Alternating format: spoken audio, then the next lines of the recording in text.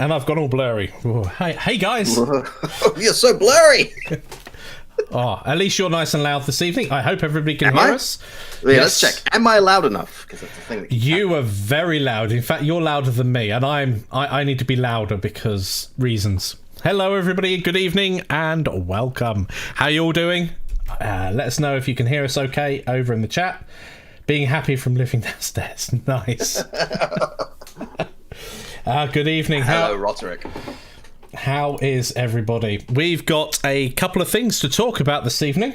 Well, I can't maybe 7. We've even organised it. Look, there. I've deliberately... Oh, yeah, my glasses are dirty. I better log off. Yeah, so... Sorry, now you're really blurry. Great. Metacon's made it this evening. Mikey, I'm just catching up with the chat. I get the joke now. Haha. Hello, everybody. We've got lots of fun things to talk about today. Mikey, do you want to introduce the big one? Yes. After I've let Jelly know that losing a T isn't the end of the world. I do it all the time. So, well, if I do it, then I'm just Yann Burry. True. Burry. Right, so we were beavering away over the weekend. So first of all, a little bit of an apology that we didn't make our Monday live stream. It wouldn't have been a great one. We had so little energy. We needed time to recover. But that's us. So we're here now, and we're 1 week in. It's very exciting. And we have got some things we want to unveil for everybody. We have decided over the weekend that we're putting all of this effort into generating assets for the course itself, and we've got all of the learnings that we've had from going through those processes, and it seems a bit of a waste not to include that with this bundle. With this bundle? Yeah, with this KickStarter. That's the word I'm looking for. Wait, Mikey, are you saying that if they back the course, then they get extra stuff for free, for no extra money? Yeah. How cool's that? Oh, how exciting! So what's the free stuff? What do they get? What do they get? Well, there's actually 5 things included. Well, at least 5, and we'll just go through what we've got here. So obviously, if you've backed at the Get the Course pledge level, that's what you will be getting, plus all of this stuff. Yes, Yann. Just to interrupt 1 moment. Yeah? It'll still be called Get the Course, because we can't change current pledges. Yes, so very good point. Get the Course, you get all of them. Just to make that very clear. Yes, so what are we offering? We are offering, now, Blender course is, because we don't know the scope of the courses yet, but we'll be going through the process of concepting, modeling, optimization as well, really focusing on the fact that these assets are going into a game engine. We've had to go backwards and forwards loads of times to try and make assets optimized. UV unwrapping, always a big issue when it comes to game assets. There's this option in Blender called a smart UV unwrap, which is great until you start wanting to texture things logically, or maybe tweak things in a graphics program. It becomes a nightmare at that point. Mechanical rigging. So one of the things we added to the craft just before launch was the ability to have flaps and things, and those are controlled by bones and importing an animation over into Godot. So we want to cover that as well. Materials and textures, they're just part of the process, and of course exporting, because there is a certain workflow that you have to go through, especially with Godot. Of course, this will apply. We're focused on Godot, but it will apply to all game engines. There's nothing specific when it comes to any of those that wouldn't apply to everything. So that's a great value add to anybody there. Now, I did say that it might be more than one course, and that's simply because we've got the MagRacer hulls to cover, we've got the sci-fi buildings in there, and the sci-fi props as well. So if it makes more sense to release them as smaller chunks so you can focus on one individually, then we'll go down that road. I don't want to make a 40-hour course covering all of those. If we could maybe make whatever 40 divided by 3 was. Why didn't I say 30? 12 and a half. No, 13 and 1. Anyway. So that's a big chunk there. So there'll be a Blender course. Yes, Yann. There'll be a Blender course accompanying this, much in the way that Godot Getaway did as well. So we'll have an assets course along with the coding side and putting the actual game together as well. So a more holistic approach, much like we did with Godot Getaway. Now, on top of that, we've got this interesting thing where texture is a really important part of this game. Now, in Godot Getaway, we could get away with just having an albedo. right? And in fact, we're changing the team colors just by changing the albedo. We don't really have any textures. The materials are very simple, but we don't have that this time. So the next bit we're talking about is quite exciting. Mikey, I want to drink some coffee then. Thank you. So one of the things, excuse me. One of the things that we're talking about is I'm going to mute myself for a second. Okay. So one of the things we're going to do is we want to give you a texturing fundamentals. If you've got a whole bunch of fun things you want to make, buildings are fine. You could just have this very simple. But we see the vehicles very, very close up. And it's actually caused some problems at this stage because like trying to texture the organic, the UV map is done in such a way that you can't get any details in it. Mikey, yeah. So one of the things we want to be able to do is point people towards a texturing fundamentals course. It will be a much higher level course than the other ones we've got going here, but it will allow us to basically talk about normal maps. This is just an example, but UV mapping, baking, different texture types, exporting. Does your game engine support PNG? Do you not want to use PNG? Do you want to use, I know Lumberyard, for instance, you have to export in I think it's DX2. Someone will correct me, obviously, if that's wrong, but you have to export in a very specific format. And do you export with RGBA? Do you know what RGBA means? All of these fundamentals that we don't want to keep repeating ourselves because we've got some extras coming up, which if we didn't have a fundamentals course would mean we end up teaching the same content or going over some of the basics. So the texturing fundamentals course is all about getting the knowledge level up so we know what we're talking about. Do you know what a texel is? We'll cover those sort of things as well. I didn't know what a texel is.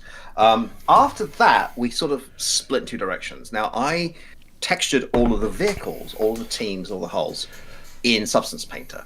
And because that's the piece of software I've been using, that's what I'll show you. Now, Substance Painter is not free and open source software. And this is the first thing we're teaching as Canopy Games that is not free and open source software. But it is really powerful. Mikey, on the other hand, is going to be teaching how to use Mixer by Quixel, which is free and open source and doesn't have the same kind of workflow, the same kind of capability. I don't think it's open source, but it is free. It's free, right. So can I just do a quick demonstration of the kinds of things they'll be learning in Substance Painter? Yeah, sure. I've made you full screen. Go away. Go away. Go away?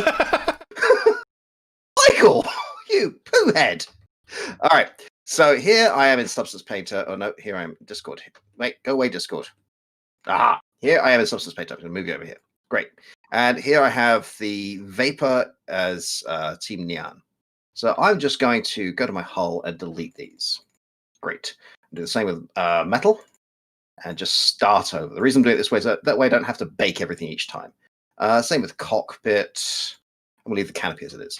Now, let's start off with a simple little smart material. So, you know what? Let's do something fun. Let's have Vane Beach. Boop. I don't want it there. I want it on the hull. Let's make an IKEA craft. Okay. The underside, which is this one, I'm going to give that this wood vein. Yes. And the metal, I'm going to go with copper. Let's go with a red copper. I like that. Is this an Eco Warriors one? Yeah. I'll do the same thing on here. Oh no, that is totally steampunk. That's awesome. And there's some other fun things we can do. So right now I'm just playing with smart materials, right? This is the basic thing everyone does, and that's fine. But what we can also do is go into the hull and we can make a brush. There we go. Wake up. And let's give that. You know what? It's going to be an alpha. Procedural. I'm just going to type in rivet into the search. There we go. I don't mean rivet. I mean bolt. There was one I saw earlier. There it is. Perfect. Great. I'm going to make sure I've got mirror on, and I'm going to make this nice and small, and just bibbity, bobbity, boo. I'm on the wrong thing. Bibbity, bobbity, boo. And we can just put in a couple of screws in there. Fine. That's all fine and good. We can also do something more fancy pants. Let's say I want a particle. I'm kind of rushing through this, and let's go with something really ridiculous. Let's go with a Rococo in copper. Here we go, and I've got that on. Okay, so let's just It's snowing. I love the particle system. I do too. Let's go over here. Particles. Heck. Oh, I need to make a new brush for it. Anyway, you get. Oops.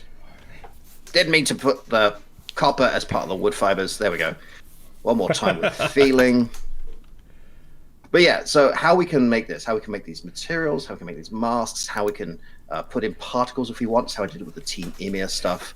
Yeah. How you can put text in, the way you can generate normals, and then the important thing, the thing that really threw me, how to export this for Godot, how to make your own Godot export template. Because I didn't do it this way originally. I had a completely different setup, which meant, and I'm just going to come out of here for a moment. What happened was I exported everything as its own material and brought them all in. So everything has 3 or 4 textures in it. And yeah. It's all good. And we exported the game and it was 2.6 gig. Yeah. So I spent a day combining the textures and they were 800 meg. So huge knowing difference. what you're doing here makes a massive difference. The performance difference, everything. Yeah, and we're talking about an optimization step there, which we could get around. So one of the fundamental differences that I've discovered so far, there are lots of differences, different workflows between like Mixer, using just Blender natively or using something like Substance. Quixel, for instance, Quixel's Mixer doesn't have the ability to bring in an object with multiple materials. So you have to bake what's called an ID mask out, which tells any program actually where to place materials. Incredibly useful, and that means that then when you export from either Substance, Quixel or any other program, you then just have one texture representing your albedo, your diffuse color, whatever you want to call it, your base color, one for the normal, etc., rather than multiple ones per material. And that's really important. It's not important when you're testing out the game and just trying things out. You don't want to necessarily add extra steps in that you wouldn't necessarily need. But when you're starting to have 12 of these craft in, and then we've got buildings and everything else, then you need to start thinking a little bit about optimization and how your workflow can change, because if you've got 5 materials on a craft, you're actually having 5 draw calls for that craft, which instead of 1. So it's we're at the stage now where optimization makes a huge difference. Yeah, makes a very, very big difference. So yeah, I'm Substance Painter. I'm really excited to see the differences of what we'll actually manage to get from Quixel's Mixer and Substance Painter. They're both different programs, and you can get very similar results from both. And one of us. Question from. Go on. I was going to say one thing finally on Mixer is it's only if you're working within the Unreal Engine, but then you get access to the Megascans library for free. But don't try and use that in anything else, otherwise you'll be in trouble. Naughty, naughty. So, question Here from Ander. Hi, Ander. No multiplayer. We do have a potential stretch goal for local multiplayer. Yep. Online multiplayer at this kind of speed is another potential stretch goal, but it's a huge one because at this point we're now talking about server architecture. Yeah, we can't use the same kind of solution we did in Godot Getaway because we are traveling at 390 kilometers an hour without boost. If this was a slower game, sort of an RPG walking around, or if it was anything that's slower, that's the key thing here, because it's not. Rubber banding is a thing, and that wouldn't be just a course on Godot. That would be you need to understand networking at that point. Now, we're not saying we wouldn't do it. We're saying that is a huge undertaking. We have to rewrite the entire architecture of the game, never mind the code, from scratch, because everything, like where is the Dragon's Breath precisely at this moment, because that has huge ramifications. Yeah, we'd need to go into client authority versus server authority. Obviously, if everything's done on the server, you can it's brilliant. But one of the best examples, I think, say you're accelerating, and they do accelerate quickly. If on your screen your ship didn't move, or your craft didn't move, or your MagRacer didn't move until the server said it could move, the game would feel sluggish, and it may only be 50 milliseconds. But that's a huge amount of time with the speeds we're dealing with. The same would be very true if you were making a first-person shooter. If you don't put like the muzzle flash on the screen first of all, to tell the player that they've actually fired, you can do everything else in the background, hidden away server-side. But if you don't display that muzzle flash first, and it only comes, again, 40, 50 milliseconds later, the game will feel sluggish and unresponsive, even though that's the real speed it's running at. Now, that being said, we do have a roadmap of a whole bunch of stretch goals we'd like to bring in. Yeah. And if you guys can get, the more eyes we get on this, the closer we get to those stretch goals. I mean, we'd love to do a music course as one of them, just because there's some fun music we can make for this. Local multiplayer is a lot of fun. It's not part of the core experience right now because not a lot of people play PC with multiple controllers plugged in. Yeah. But enough do that we could. It's certainly doable. Again, we'd have to rewrite a lot of the architecture. We make assumptions there's only one player in the game for a lot of the time. And that's simply not going to be true anymore. Yes. When you start talking about multiplayer, you need to architect it from day one to be a multiplayer game. Otherwise, a lot of the code base, whilst it may be similar, multiplayer is not something you can just plug in. Right, you have to make that decision early on because otherwise you're starting over. And we found even with Gotta Getaway, little things like beeping a car horn suddenly becomes much more complicated. Because if you want the other players to hear that, now that's a networking issue. And how much information are you passing along the thing? And what protocols you're using? So a common one is TCP and UDP, and I can't remember which way round it is, but one is TCP is the one that if information must get through, it can be on that, can't it? And if it's UDP, it might things that aren't actually important but are useful to have, you can shove through UDP. If you wanted to. UDP can also come through out of sequence. There's a whole bunch of things in there. I mean, I'm massively oversimplifying, but TLDR. Probably not online multiplayer unless we get a whole bunch of money, and that money would be used specifically for the time we would need to research that properly. Yeah. Because you do not want to mess up networking because you have access to other people's machines. Like, you could do some serious damage. Yes, the moment you open up some ports on your machine to play a game, it is possible, or a server. Imagine you've decided to use Azure or Amazon S3 or whatever it is in order to host your game. If you didn't secure it properly, that could then be used as a platform for any sort of attacks, which you don't want. So there's a lot of things involved when it comes to online networking. And especially a competitive game, like, you can't have the possibility of cheating. Yeah, because nothing ruins a competitive game like hacks. So that's what we're talking about. Let's say changing, massively upgrading the kind of offering we're giving you. Right. So for the same price of backing one course, you're now getting access to 5. It may be that some of these aren't useful to you. In which case, take the Blender one, give it to your brother. Fine. You know, you have access to this course. This is your course. Totally. It might be that you don't want to use Substance Painter because you'd rather use free and open source software or just free software. Great. Here is the Crystal Mixer version. So we're trying to give you as much as we can to give you your game. So the idea being you can make your hull. You can also copy what Mikey's doing, which is download the ones that will come with the course. Yeah. And then make your hull, make your own teams, and potentially start sharing that with other members of the community. So you can make this really quite impressive. Yeah. And for instance, the Textures Fundamentals course, because we'll be talking more about the pipeline and workflow through that course itself. That's a good introduction to what an artist you're hiring might be going through in order to produce assets for you. So if you had no intention of going down the route of making your own assets, which I fully appreciate takes a lot of time and expertise to go down that route, and you just wanted to stick with the coding side, having an appreciation of the workflow that an artist has to go through means that you can ask them in time for certain things and plan out your project with much more accuracy, being able to get things done. This game has the same problem we had with Gotta Getaway, which is it started off as a tech demo. We added more things, and then by the time we came to make a course, like, we kind of have to start from scratch here because we've just kept adding more and more features, and they work, but they're not cohesive. They don't scale well. They're not going to teach well. That's always the downside. Well, I've had it with modelling. I'm like, oh, this would be cool to have on a model, and then you realise the model becomes unbalanced. I mean, if you look very closely at the demos, which I will be updating the demo today. We'll talk about that in a bit. Yeah. I actually have ready to go live with some important changes, and Mikey will show you some of those changes.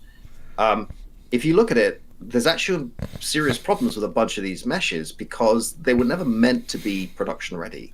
They were tests that we put into the game, and then they're ready to go. Then we're excited, we'll keep them in. And then by the time it's Mikey says, do you want me to redo all the buildings? Like, no, I don't have time to redo 48 textures. Like, I just don't have that time. Yeah. So that's the thing. Mikey, do you want to risk playing that video? We don't know if this will work. We don't know if this will work, but what we can do whilst I get it ready is if you want to say some of the changes that have come this week, and then we'll play the game. Notes. Yeah. All right. So this time, because we have the demo, which again I will link in a bit, and I will update in a moment. Okay, so we've got the demo going. Fix the respawning in the wrong direction bug. So when you die and your craft will randomly face the direction, fix that. That was a really annoying one. The ability to return to the lobby from the game. So you're racing, I want to go back to the lobby, I don't want to quit out. Put a full screen toggle in, change the font. We've changed the loading bar, in fact the entire loading screen. We've made the UI much shinier. I've spent all of yesterday, literally all of yesterday, completely revamping the options menu. So we now have graphics and sound and gameplay options all separated.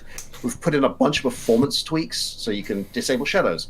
I have just put in GLES2 fallback, and what that means is if you've got a graphics card that isn't fully compliant with some of the standards that GLES3 uses, the 3D rendering engine that Godot's using, or pipeline that Godot's using, it's going to slow your card down. So certain AMD cards, certain built-in laptop cards will slow down. So hopefully this will detect those and make the game run. I don't know because I can't test that, so I'm looking to you guys to do it. I've added posters, loading screens, a whole bunch of things. New buildings. We're going to talk you through them in a minute.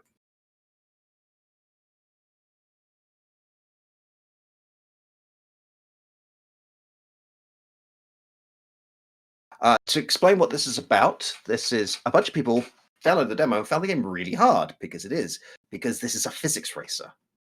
So let's talk about how to mag race.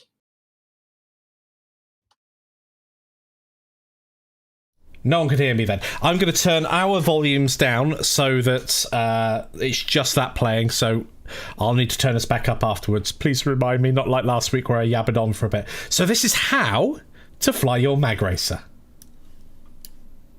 Boop. Boop. Welcome, MagRacer. My name is Yann, and using this strange 1920s affectation, I will teach you the basics of how to control your MagRacer. If you wish to know more about MagRacer, it is a sci-fi physics racer, which we are developing to turn into a 20+ hours course on how to make a game like this in the Godot game engine, a free and open source engine that I think is absolutely fantastic. I'll be flying the organic craft, seen here, in Team Morningstar's colors. However, before we get started, let us disable the AI and let them fall to the track like a bunch of chumps. Haha! Firstly, you'll notice, my craft is bobbing up and down. This is not an affectation. It is not animated. This is actually happening. You see, here we are, floating in the void. This is a still screenshot. I will use a white ballpoint to delineate the track, and I will use a red ballpoint to delineate the craft. The track is magnetized, 1111. The craft has a polarized magnetic field. The closer you get to the track, the harder the track will push you away. This means, if I remove this snapshot, to demonstrate how to use this to your advantage, let me turn on my controller overlay. Here is my controller overlay.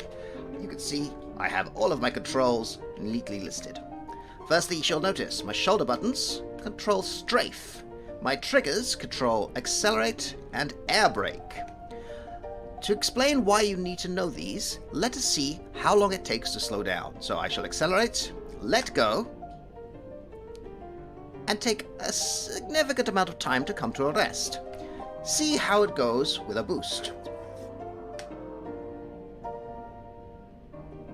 This is because your craft is still heading in that direction. In fact, With some careful stunt flying, you can face the opposite direction while you continue moving. This makes cornering very difficult for new racers. Observe. I shall head back to the start. Air brake. And head for the corner. I shall attempt to turn at high speed. Here we are at 380 something kilometers an hour, and I simply cannot turn fast enough. The faster you go, after all, the slower you corner, just like every other piece of physics. Very well, what should I have done? Well, I should have used my brake and strafe to try and control my turn as I make it. Observe. With judicious use of strafing and braking, I can maintain my position on the track to be exactly where I need it to be. One more time. I fluffed that one, but observe this one. This will also help you if you find yourself stuck on the wall. If you do find yourself stuck on the wall, please stop trying to accelerate away from it. Instead, release the accelerator, strafe, and go. One more time. Do not do this. Instead, release the acceleration, turn, strafe, and go. As I head up to this incline here, forgot the word, you will notice it is a little difficult not to bump into the floor. Judicious use of air braking will control that. Air braking does not stop your throttle. Instead, it increases the linear drag. In other words, air resistance will be higher. Let us see how that works on this corner. I'm going to crash down on the ground unless I brake, so I'll brake, control my craft, and then swing back round. Your craft is powered by the magnetic field, so if I turn around and fire this dragon's breath behind me, it'll come back and hit me and launch me into the air, and I will lose control of my craft until I am back in range of the track. Fantastic. Speaking of Dragon's Breath, some people have said that Dragon's Breath is a ludicrous addition to the game. To those people, I say ludicrous. Ha! Move! Get out the way. People often mistake me for the rapper Ludacris. Instead, I would suggest there are 3 ways of dealing with the Dragon's Breath. To it! You may use a shield recharger, you may stop while you are thrown into the air, or you may burn. Using a shield recharger will create a little bubble around your craft, which will render you immune to the charms of the Dragon's Breath by Verm Technologies. Stopping when you're thrown into the air will limit the chances of you flying off the track and having a very bad time indeed. Burning and crying like a 7-year-old who has just been told there is no more chocolate will make you feel bad, but it is an option available to you. So here we are, back at the race. Once again, I am flying the organic craft with Team Morningstar. Let's see how we do. Everyone's in my way. Let's pick up a toy and just zoom along. A little bit fast, but a little careful use of brake and strafe, and I can take the corner just fine.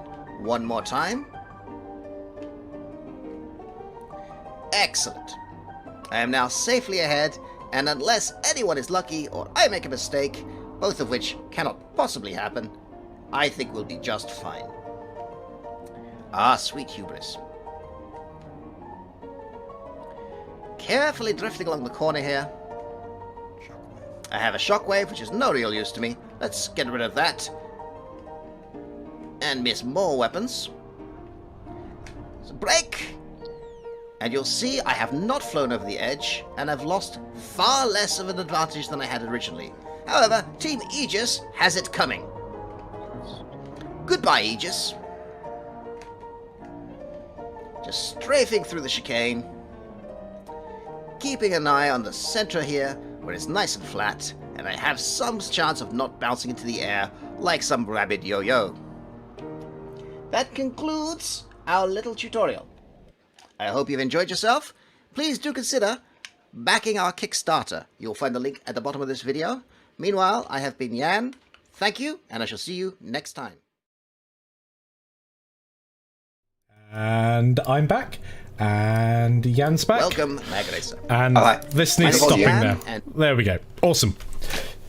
So, I think I can go get myself the game loaded up. If I launch it over here. Hey, got a game engine. So it'll take a few seconds to bring in the game, and then we can play. Give me 1 second, because Izcat is calling me. Be right back. No worries. So let's see if I can get myself completely obliterated by the game, and Yann can laugh his butt off as I do that. Nope, I'm out. No, I want to play. So let's have a look at the options menu. So this is brand new. We've got. Let me see. Can I do that? No, I don't think I can do that easily with how it is at the moment. So we've got the master volume slider, so we can turn everything up and down, which is super useful. And desktop audio's turned down, so I'm going to turn that up so you guys can hear everything as well.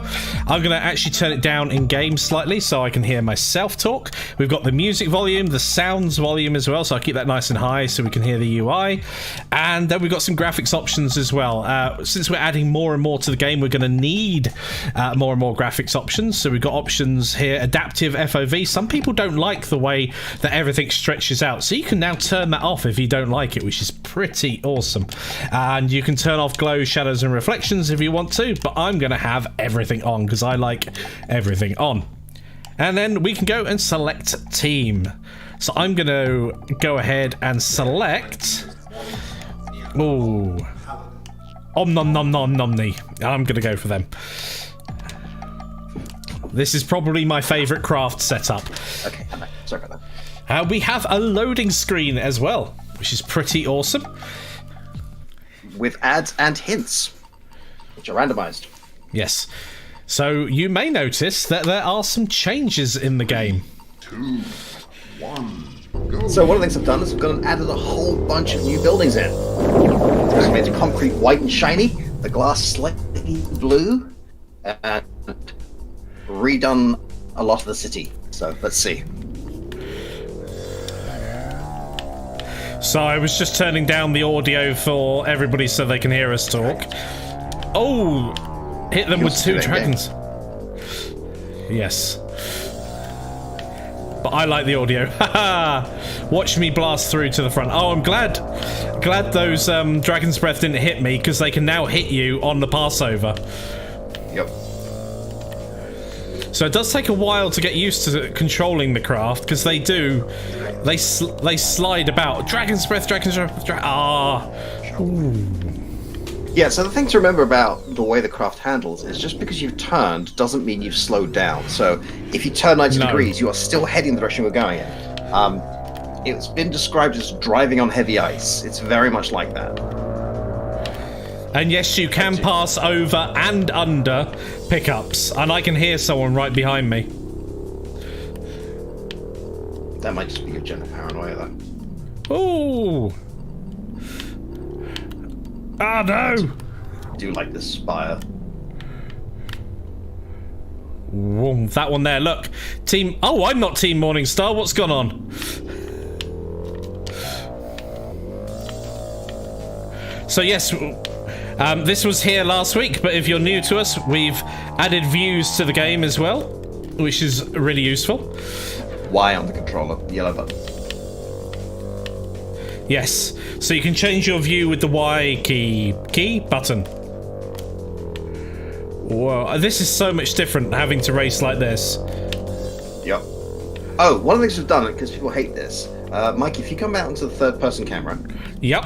And then switch off adaptive FOV. Yes. Because a lot of people don't like the field of view changing by how fast you're going. They don't like the fisheye. Personally, I think it gives a great sense of speed. But I put the option in, so it's making some people feel seasick. And we want to up the accessibility of the game. It's one of the things I want to teach. So the graphics, Yes, and we realised earlier on, one of the questions we were asking ourselves about accessibility was, well, we've got a lot of colour in the game now, so how do we make sure that someone who's colourblind could also potentially play a game successfully where colours are quite... Soul just blew up. Where colours are such an important part of the game. And one of the things that I think helps us is nothing critical is actually... from colourblindness, nothing critical is actually communicated just through the medium of colour. Now, I think we fall down a lot more on if you're hard of hearing. But you don't need, for example, to be able to see that your color trail matches the side of the wall to see if you're winning. It's not critical information. You have that displayed elsewhere. I just got killed. I'm fine with it. Sorry, I'm here for it. But we would like to take a look to see what kind of accessibility options we're missing. And one of them is not everyone likes a controller, so I've got to figure out how to do a non-controller way of steering this. Keyboard won't work, but maybe mouse and keyboard. Maybe. I mean, I'll have to play with that. I'm not entirely convinced. I'll tell you what, the game feels so much slower. It feels a ton slower without the FOV on. I've gone into the wrong menu. Yeah, personally, I love the FOV, but if you don't, you can now turn it off. Oh, that'd be cheating, disabling the AI. Let's turn FOV on and go win the race. That's my plan, anyway. We'll see. Ah! Oh dear. Come on. Yeah, so many more buildings. Uh-oh. Oh, a Delta just flew over the top and hit with a dragon's breath. No. Oh, I almost flew off the course there. Oh yes, the UI fades out now if you lose power, which is a visual indicator that, oh no, I didn't win. Yeah, I had to put that in because I love this bit. You don't know why you can't move otherwise. Yeah, very true. So that's the current state of the game. I'm actually going to push that live now. Yes, so we do have a demo. Some of you may not have realised, but there is a demo. Yann will post. Oh, he's gone on to itch.io, which makes him disappear. Yep. He has disappeared. I will go find the link and post that in the chat if he's not done already. Wow, it really does like itch.io. I will find the link in a second, don't worry. Cool. And then you guys can try it out for yourself, the latest version. I mean, it's funny, if you search on itch.io for MagRacer, it does look significantly more polished than everything else that comes up, which is awesome. Do I want to a degree? Yeah, you're still frozen, Yann. itch.io does not like your computer, does it? There must be some script It likes running. my computer fine. It doesn't like my internet. I should be back now. Nice, yeah, and we got the link there. So, I mean, we'd love. So yeah, I've just pushed those live. For some reason, going into the itch.io dashboard kills my internet connection. But you should be able to download all current builds and patch notes. And the patch notes are very important and very professional. And yeah. Yeah, so I'm having a look at my itinerary for the evening, and we have come across some challenges. So I think it'd be a great... I mean, this is one of the reasons why these extra courses have come about, is we've realised that going through this process, it's not just about what you're doing in the game engine. It's that everything else has an impact on everything else. You need to look at everything together. Yep. So, challenges, one of the ones I mentioned was the potential color blindness, and how do we visually tell if someone's hard of hearing? How can we visually tell them on the screen that there's a dragon's breath on the way, or they've lost power? We've already implemented the losing power because the UI itself will fade down, and then when you're back on the track, it'll fade back up again, and that does have a sound cue with it as well. So I mean, dragon's breath has a light cue, although that's a little subtle in some situations. I also wonder if some visual tell that someone has just been eliminated might be useful. Especially if it's something you've done, so you know that perhaps if we add missiles into the game, or the dragon's breath that you fired, or the well, if we start, I mean, at some point we want progression in the game, right? Yeah. So some sort of scoring system to help you progress would be useful. Yeah. Yeah, that would be any sort of progression, even if I mean the basic one would just be score, wouldn't it? Be aggregate score over a couple of, a 3-track tournament. What did you come first, third, and then second? Do you want to make some more tracks? Yes. I want to finish off the Rocky track. So I got my electric guitar out a few months back, and yeah, I think there's going to be a heavy metal track coming. Heavy metal cross electro. So industrial. Oh, there's a word for it. There is. I thought Cybergoth. I when I was younger, I used to think industrial was like metallic sounds and stuff like that, and not a specific genre. So one thing, so we've got a bunch of accessibility things we want to look at. Yeah. Including, I changed the fonts and the buttons. I'm going to put in an option to change the theme entirely, because certain fonts are much easier with dyslexia than others. Oh yeah. Right now we're using Orbitron, which is okay, but that's a possibility. What else do we want to do? I've got a whole bunch of new assets in the city. I do want some tests on that. I would love some people with AMD cards and built-in integrated graphics cards on laptops to test the current thing and see if GLES 2 fallback works. I'm not entirely sure it does, but we'll see. Jelly's got a good point here with the view. I think we might have mentioned it on a previous stream as well. Looking behind is probably better as like a toggle rather than a view you can stick with. My chat hasn't updated. My chat updated?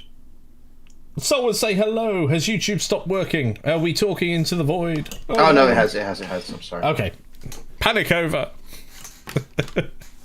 So yes, I'm really excited that we've got all of these extra courses that we would love to be able to do. The other thing that this does, of course, is open up the Kickstarter for many more people as well. Yeah. So we've got these other facets. Now, even though we're going to be exporting on the texture side, we're going to be specifically focused on Godot.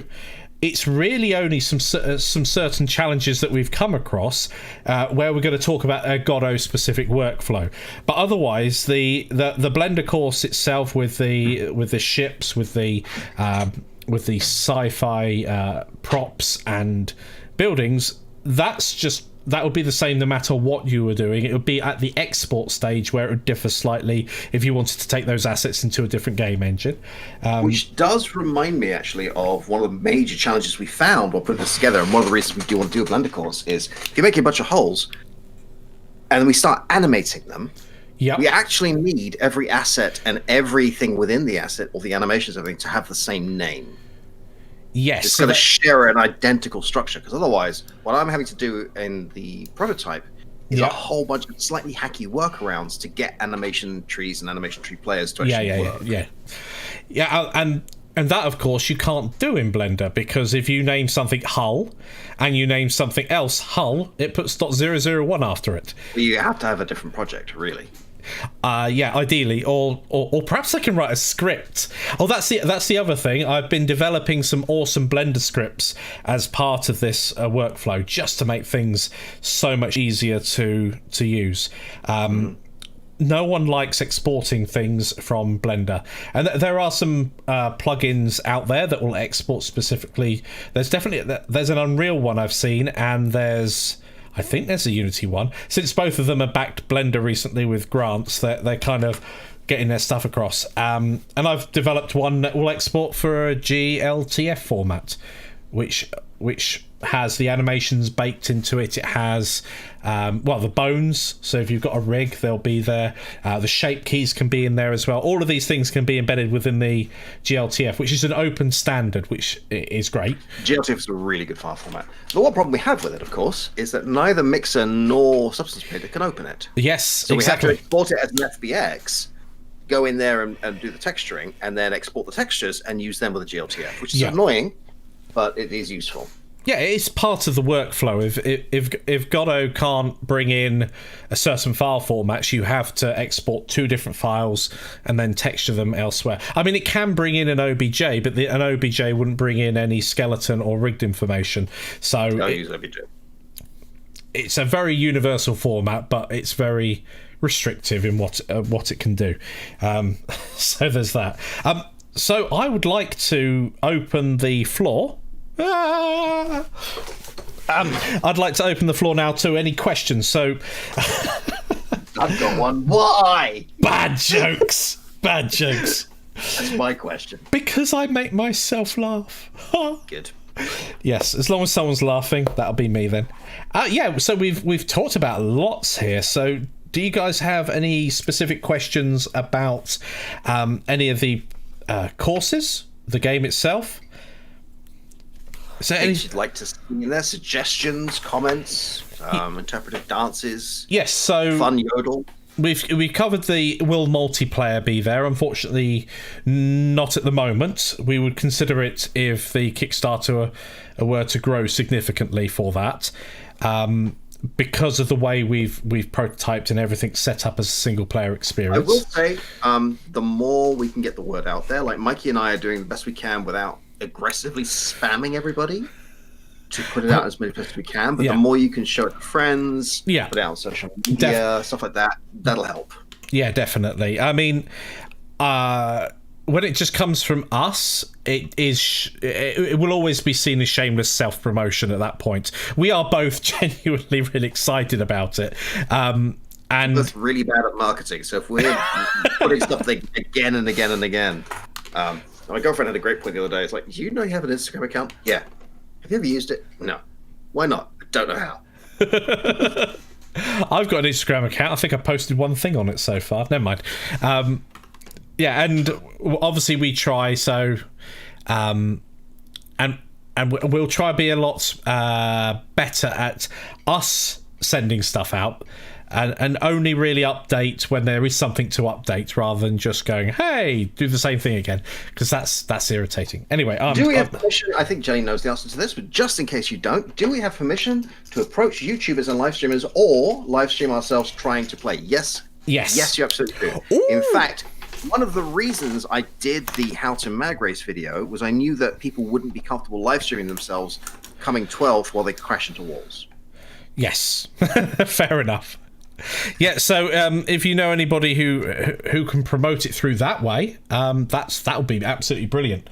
I know you were asking for clarity, but it's good to ask. Especially recently, there's been a bit of kickback. Someone who worked at Google Stadia had said that no, game developers should be paid for people to stream their games. It wasn't a very popular thing to say because it often works. It's working for a game streaming company. Yeah. That's very true. We should have a shareable list of exactly what we're offering. I mean, technically, the Kickstarter page is a shareable list of exactly what we're offering. We'd love to boil it down, but yeah, we could put up a doc of something. That was an IM I just got. Yep, totally. The Kickstarter page should be updated with about the courses underneath. I just checked it. Excellent. A demo. Share it with anyone you want. There are... Okay, so currently, if you don't own or like using a controller, the game is almost impossible to play. And I think I may have solved the issue. You're going to have to say that again. You broke up for me. And that's probably the noise cancellation because you went up there. I went very sneaky. And that was... I got an IM from my girlfriend saying that was an IM from my brilliant girlfriend. Yes, that was an IM from my brilliant girlfriend. No, it's gone. Okay, I've got something, and I was holding on to the thought, and any assets that we make as part of this Kickstarter will be freely available for everybody. That's one of the things that we want to be able to give back as part of the Kickstarter as well. So anything that we make as part of this, Godot Getaway was great, but they weren't all the way to the final game assets that we'd want. So I think we can release those as well, but with that caveat. But with everything we make in here, with all the texturing process and everything, those final assets, you're free to use in this game. You're free to use in any game. And of course, the mag races themselves would probably make quite good fighters or support ships or something else if you wanted to make a space game. Important question from Roderick. Someone on Facebook, I actually can't remember who, but do you remember the post? Mentioned that £25 or $33 felt like more than they normally wanted to back at. They actually did back at the end, but that was like the upper tier for them for one course. Yeah. Are we considering a lower course for just one thing? Possibly. I mean, pricing these things is very difficult because the amount of work we need to do this course means doing nothing else for a few months. Like that £10,000, whatever it is in US dollars, isn't arbitrary. It's 2.5 people, because Bastion also has to do the same thing, not able to do other stuff for a decent chunk of time before we can even record anything. Because we have to remake the prototype from scratch, make sure it's ready to teach, get rid of all the zombie code I've got in there, all the spaghetti code I've got in there, all the holes in the vehicle meshes that we have in some of them, which you don't notice until someone points them out, and then suddenly you're like, I don't want to fly this craft anymore. It's got holes. It's got holes. Yeah. Duplicated normals. Oh, the shark. Yeah. I made a 5th craft, and I did make a 5th craft. It looked like an upside down shark, and it was I vetoed it. I'd accidentally applied a solidify modifier twice to the craft and didn't realise, and this wasn't in source control. Most of my craft are in source control. So I'd made this pretty nice craft and then accidentally ruined it. I mean, it didn't help that I didn't like the actual look of the craft. To me, it looked like it was upside down and backwards, but fine. To me, it looked like a slightly surprised anglerfish. But then when I tried to texture it, I couldn't. Yeah, because all the normals were wrong, the colours were wrong, everything was wrong. Like, it just wouldn't work. I couldn't get any detail on it because all this. Don't apply a solidified modifier to hollow ship. It was an awful thing. A brilliant example of what not to do. But it's an important part of the learning process, right? Because at that point, he was just playing with shapes. There was also the one where you showed me a screenshot of it, but you showed me this dramatic screenshot with no lighting. Yeah. It was this little gleam. He's like, what do you think? I was like, I can't see the ship. Yeah, it's like a sales promo. But I can't tell you if I like the ship. It's great. I'm going to see if I can find that image and just pull it up. I was like, this is like a car that's coming out in 3 weeks' time, you know, like 3 years' time. I don't know. Let's see if I can. One of the things we are interested in is if people start making teams for various holes and sharing holes. I'd be interested to see what the community comes up with, because currently the game will just take those extra craft, and if you put them in and they'll work. It's not done like that as an export. We'd have to change how they find the craft, but it's easy enough to do. Just look in a save folder. Yeah, that makes sense. And that's awesome though. If people can just drag and drop in ships. Do you want to know something I'm really proud of, by the way? Do you remember God of Getaway? Every time I changed the save file, you had to go in and erase it or the game would crash. Yes, we've solved it. So I've written a piece of script that does a checksum to see, is this save file the right size? If it isn't, overwrite it. Which means we can have a demo where I start adding things like, okay, here's the saved sound effect volume, here's the saved music volume. Give it to a bunch of people, and they don't even notice that the saved game is updated. That's really nice. I've just found the craft. It's in a format that people will recognise as material IDs, but I'm going to bring it across. No, that was his texture. Look at that. This is the look we were going for. Can I see it? Yep. It'll be on the stream in a second. Yep. So I just found the craft. Why is it in the recycle bin, Yann? Because I forgot to empty the recycle bin. Touche. It's still not showing on my stream, but we'll see. It's like 2 minutes behind. There's some serious lag on your stream. It's not too bad from... Oh, no. Never mind. Yep. Cool. But I missed the craft. Never mind. Are you laughing at my face? Yeah. Look at his face. His face is amazing. Mikey, we've got 5 minutes. Would you like to do another run through on the craft? Yes. So, does anybody want me to fly a specific craft with a specific team? Get your crafts and teams ready. Boop. I do like the new ads I've made. I'm not a graphic designer, so they could be better. Oh, they do add to the game. Though. I mean, in any sort of sporting event and things like that, you're going to have posters and promotions around the track, aren't you? So, well, we have the ability to add team lore into the game. So when you pick a team, it'll actually give you blurb. We just haven't made an interface for that yet, but it's actually in game. We can do that right now. I particularly liked my Archangel one, which, yeah. I do love YouTube stats, by the way. Apparently, no one's watching at the moment. Yep. Good. I'm glad you have the cloud hair. I did enjoy your cloud hair on the Discord. Anyone have any preferences? Otherwise, I'm going to make him fly. Let's get dramatic. Actually, you know what? Verm. You want me to fly Verm? Unless they've got any other things. And or HSC. Go HSC. HSC? Oh, there we go. And which ship? Any particular ship, peoples? I'm waiting ages for people to type. I know.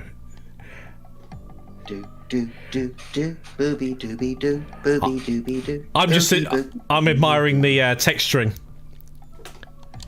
Thank you.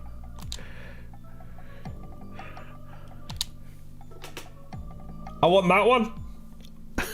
Yeah, fair enough. I even did. I'm gonna fly my least favorite ship, the Delta. Yep. Organic, by Grendel. Kill so your Delta's heroes. interesting because it wasn't actually exported, but we didn't get the right version exported, so it has no moving parts. It's completely smoothed over. There's no greebling. Hey, that was a very good voice.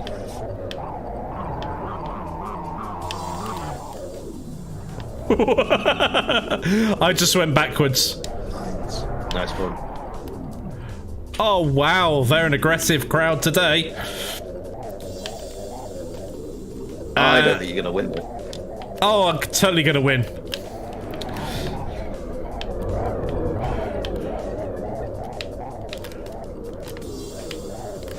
Good recovery there, and I'm in the lead. And now I'm not. Yes, I am. Yes, I am. I'm still in the lead. It's the worst commentary I've heard. No, I'm not. Yes, no, I'm not. Murray Walker, you ain't.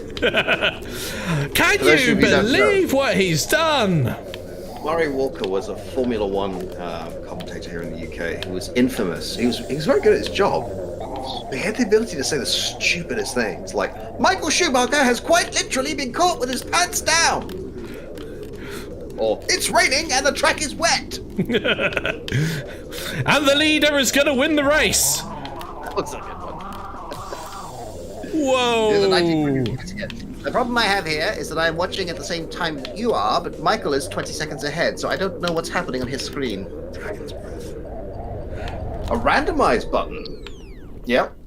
I mean, I like that. So, I'm tempted to make it so that when you first start the game, it will pick a team for you, and that's just your team.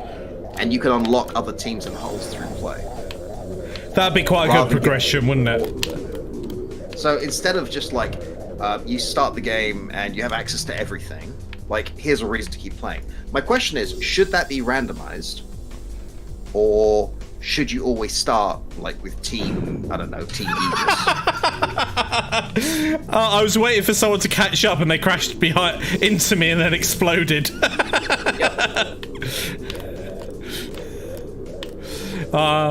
That's hilarious. I mean, we don't have to only have 12 teams. That's the other thing. We can add plenty of teams. I can add a little. Oh, he shot past me. I think that's Morningstar. It is Morningstar. They can't possibly win. I mean, I've seen you come sixth. Like, so yeah. The thing to remember is when you're turning the corner, you are still heading in the direction that you were beforehand. Yeah. So just turning it won't stop that. So that's why you want to use strafe to control how much you're pushing in that direction. Whoa. So do you think we should start with a random team, or should we always start with the same team? No! I mean, we could also start with. Oh, that was lucky. Like I guess a new race where you're not in a team, you just get like this crappy little hole with no paint on it. Pagos says randomized is fine, maybe a couple of series like some racing games. Yeah, so I actually did play with putting higher acceleration on this craft, and my God, does that change the difficulty of the game? Like, just a it little would be a bit. bad idea to have like different tiers and start you off at a slower thing. But the drift mechanic means that turning that slowly is a huge deal. We probably have to up the shunt and brake with the acceleration as well. Oh wow, so high then. Oh, we're like this cylindrical building ahead. Look at that, Team HSC leads. Yep. I do want to put some randomized adverts up there as well. Winner! Oh, chicken dinner. So that's where we are right now. I would encourage you to grab the demo, try it out, see if you had Major Lag before, if it's made it any better. I don't know if it has yet. I might have to write some extra code for that. I don't know if I can write extra code for it because we are now very close to the metal, but we'll see. My mouse has just gone flat. Tell your friends, spread it on social media. Let us know if there's any other cool stuff you want to see in the game. Or any of the other courses now. That's one of the things there. Choices of teams to begin with. Okay, so you start with one or two teams. Should those be randomized or should it always be the same? Like, do we choose like Verm and Paladin or Aegis and like pick traditional rivals like that? About 2 to 4 semi-amazing teams and holes as default, and the others being unlockable by achievements. Yeah, that would work. I do have an idea for a secret team that you have to unlock through doing something, like getting a certain amount of kills in one thing or a revenge kill. But it'll only appeal to real literary nerds. I want a team called Grendel's Mum. Grendel's mum has got it going on. She has got it going on, especially in the Neil Gaiman telling that story. But I think Grendel's Mum would be an amazing team. I'm sorry, I couldn't help myself. Maybe you could. Nope. Yeah, exactly like the Crystal Chamber in FTL. That sounds like an awesome idea. I'm waiting to see if people yell at me for Grendel's mum. That's right, Grendel. Run home to your mother. Some Beowulf jokes going on here because nothing says cutting-edge humor like Old Norse tales. I don't have a clue what he's talking about. Okay, so there's... Oh, my arm! Don't kill my son! It's hilarious. That's my retelling of Beowulf. When you go high pitch, it's every it's every other word. Anyway, yes, so that's where we are at the moment. I hope you all are excited about the new offerings, and I certainly am. Awesome. I'm also excited to see what kind of teams you guys make, so that'll be fun. Yes, that'll be a lot of fun. Also seeing obviously different ideas, because that's one of the great things about when you get a collective of people. Not everybody's going to make the same ships that we've come up with. We should just basic like Mikey shapes was for them. talking about making a ship that had lots of pistons that move things around. Yeah, exposed pistons. So more of a... it would be a bit too steampunky for the game unless it was... I suppose it's kind of... You could make sci-fi sort of cyberpunkish quite easily. That transition would be very, very easy to do. Yep. Especially with the bright colour. Oh, we could have like a night mode. Already planning it, actually. Yeah. Different levels. I do want to get an HDRI, so one of those high definition skies. That is a good night sky. You could have a night mode, and obviously the white lines on the track would glow to help you around, but there could be a pickup that turns them off for everybody but you. In a single player game, which would be a good idea, Mike. Almost as good as my spam weapon, which covers your screen with text, which means only the player will get affected by it. Yeah. Because the NPCs aren't actually looking at the camera. They don't have one. Steampunky is good, especially with Yann's 1920s voice. Here we are at the MagRacer Finals. Team, whatever team that is, because you've made the teams and I haven't re-recorded all of them. Yeah, I think that's good. So, share the Kickstarter with anyone you think might be interested in. Let us know if you have some fun ideas. Play the demo. Stream yourselves playing it. Share it with people who want to stream it. Share the demo with people who may or may not Kickstart it. Like, the more excitement we can get about this, the better. The one issue we have as a company is we're quite young, and so getting enough people to see what we're doing is our challenge. Yeah, of course. Like, we believe in our product. We know how to teach. We know how to make stuff. We're very passionate about this. Just getting the names out. Please make that voice part of the victory scene. Okay. Do you want it a robot thing as well? How does put it through a vote coder. You sound like Bon Jovi if you're not careful. Doesn't sound like the Edge from U2. Just put a crappy reverb on your guitar and pretend you do it on purpose. But that's a discussion for another time. Well, thank you everybody for joining us this evening. Spread the word. Thank you for having me. Lovely time. Yep, and we will be back, all being well, Monday. If someone's, I should really say this earlier on anyway, but if this time's a bad time for you, let us know. Let me know. Yeah. But we are planning on some smaller streams in between these ones, and we'll let you know when those are ready. Not ready as such, but yeah, when we're ready to do them. Cool. Well, thank you everybody for joining us. Have a wonderful evening, and we'll see you again. Happy Wednesday. Yeah. Bye.